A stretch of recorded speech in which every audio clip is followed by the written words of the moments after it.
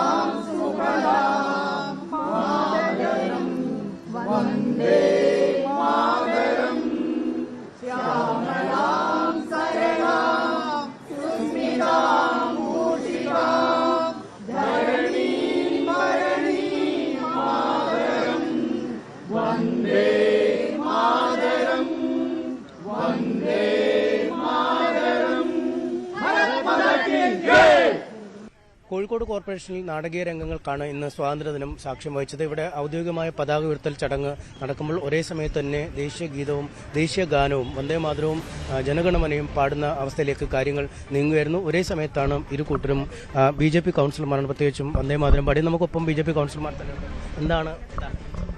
നമുക്കറിയാം, ഈ രാജ്യത്തെ നിയമപരമായി വന്ദേമാതരം പാടാനുള്ള അവകാശം എല്ലാവർക്കും ഉണ്ട്. ഇവിടെ മേയറോടും ഡെപ്യൂട്ടി മേയറോടും ഇന്നത്തെ സ്വാതന്ത്ര്യ ദിനാഘോഷത്തിന്റെ ഭാഗമായി വന്ദേമാതരം ആലപിക്കണമെന്ന് ഞങ്ങൾ ആവശ്യപ്പെട്ടിട്ടുള്ളതാണ്. ആ സമയത്ത് വളരെ മോശമായി സംസാരിച്ചുവെങ്കിലും ഞങ്ങൾ ഇത്തരത്തിലുള്ള ഒരു പ്രതികരണം അവരുടെ ഭാഗത്തു നിന്നുണ്ടാവും നിങ്ങൾ പ്രതീക്ഷിച്ചില്ല.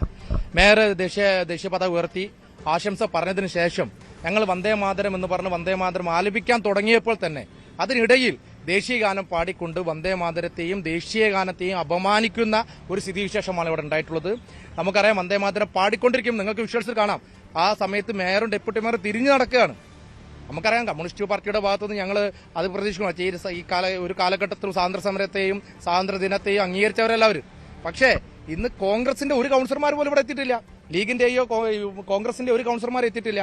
ചില മത തീവ്രവാദ സംഘടനകളെ ഭയന്നുകൊണ്ട് ഈ രാജ്യത്തിന്റെ സ്വാതന്ത്ര്യ സമരത്തിന് ആവേശം പകർത്തിട്ടുള്ള വന്ദേ മാതരത്തിനെതിരെ പ്രവർത്തിക്കുന്ന ഒരു സ്ഥിതിവിശേഷം ഉണ്ടായിട്ടുണ്ട്. അതിനെതിരെ രാജ്യസ്നേഹികൾ ഉയർന്നു പ്രവർത്തിക്കും. അതിന്റെ ഒരു സൂചനയാണ് ഇവിടെ നടന്നിട്ടുള്ളത്.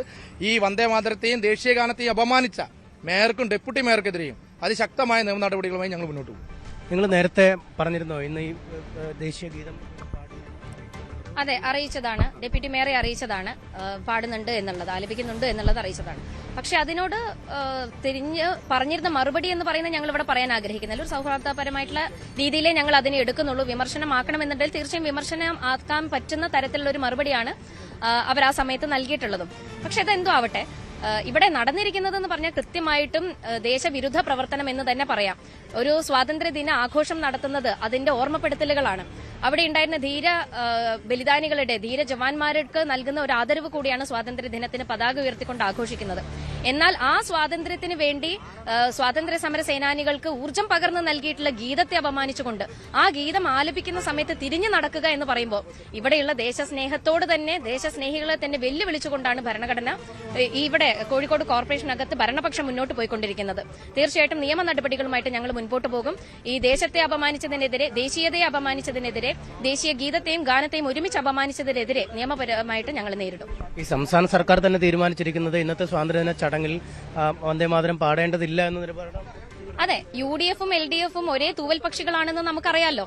ഇവിടെ വന്ദേമാതരം എന്ന് പറയുന്നത് BJP-യുടെ ഗാനമല്ല, RSS-ന്റെ ഗാനമല്ല, അത് ദേശീയ ഗീതമാണ്. ആ ദേശീയ ഗീതം എന്ന് പറയുന്നത് നമ്മുടെ ഭാരതത്തിന്റെ സ്വാതന്ത്ര്യ സമര സേനാനികൾ മുഴക്കിക്കൊണ്ടിരുന്ന ഒരു ഗീതമാണ്. ആ ഗീതത്തെ അപമാനിച്ചുകൊണ്ട് എന്ത് ആഘോഷമാണ് കോർപ്പറേഷനിൽ നടത്തുന്നത്? അത് ആലപിക്കണമെന്ന് പറയുമ്പോൾ അത് ആലപിക്കുന്ന ആളുകൾക്കെതിരെയും ഇതിന്റെ സംഘടന എന്ന് പറയുമ്പോൾ തീർച്ചയായിട്ടും LDF സംസ്ഥാനം ഇന്ന് UDF-ന്റെ കയ്യിലാണ്. UDF എടുത്തിരിക്കുന്ന നിലപാടും LDF എടുത്തിരിക്കുന്ന നിലപാടും ഒരേ നിലപാട് തന്നെയാണ്. അത് ദേശവിരുദ്ധ നിലപാടാണ്. എന്തായാലും വലിയ ഒരു വിവാദത്തിലേക്കാണ് കാര്യങ്ങൾ നയിക്കുന്നത്. കാരണം ഒരേ സമയത്ത് തന്നെയാണ് രണ്ട് ഗാനങ്ങളും ആലപിക്കപ്പെട്ടത്. ദേശീയ ഗീതത്തെ അപമാനിച്ചു എന്നാണ്, ഒപ്പം ദേശീയ ഗാനത്തെയും അപമാനിച്ചു എന്ന ആരോപണമാണ് ഇവിടെ BJP ഉയർത്തുന്നത്. ഇതിനെതിരെ നിയമ നടപടികളുമായി മുന്നോട്ട് പോകാൻ തന്നെയാണ് BJP-യുടെ തീരുമാനം.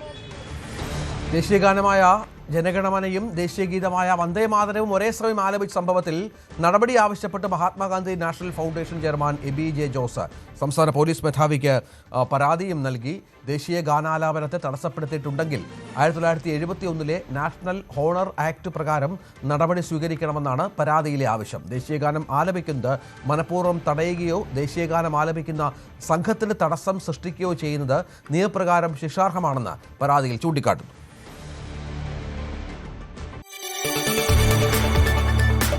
കൂടുതൽ വാർത്തകൾക്ക് news 18 Keralam YouTube channel subscribe ചെയ്യുക.